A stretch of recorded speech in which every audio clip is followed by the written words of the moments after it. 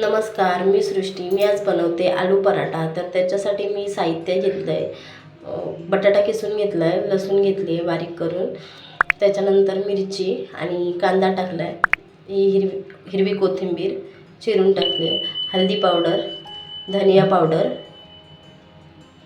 मीठ चवीनुसार आणि लाल तिखट. आता हे सर्व एकजीव करून घेते, मिक्स करून ठेवते. हे आपलं आता रेडी आहे. आपण आता कणिक मळून घेऊया. त्याच्यासाठी मी एक बाऊल घेतला आहे. त्या बाऊलमध्ये कणिक घेतली आहे आणि थोडंसं मीठ टाकून अशा प्रकारे घट्टसर मळून घेतलं आहे. आपलं हे सुद्धा रेडी आहे. तर आपण आता पराठा बनवायला पराठ्याची तयारी करूया. पराठा बनवते. त्याच्यासाठी मी जसं आपण मोदकासाठी बनवतो तर त्याच प्रकारे करायचं आहे आणि त्याच्यामध्ये हे गोल मिश्रण टाकायचं आहे,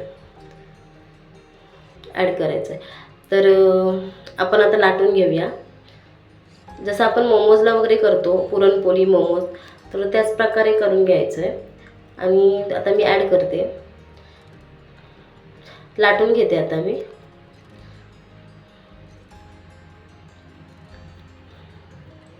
तर माझ्या चॅनलवरती जर कोणी नवीन असेल तर सबस्क्राईब करायला विसरू नका, बेल आयकॉन दाबायला सुद्धा विसरू नका. थँक्यू. तर अशा प्रकारे आपण आता शेकून घेतोय पराठा. तुम्ही बटर, घी वगैरे लावू शकता, काही लावू शकता. बटर, तेल, घी या प्रकारला काही पराठ्याला लावू शकता, काहीच प्रॉब्लेम नाही आहे. सो आपला पराठा रेडी आहे आता. तर मी हा लंचसाठी बनवला होता, तर तुम्ही नाश्त्यासाठी सुद्धा बनवू शकता. Thank you so much. बाय.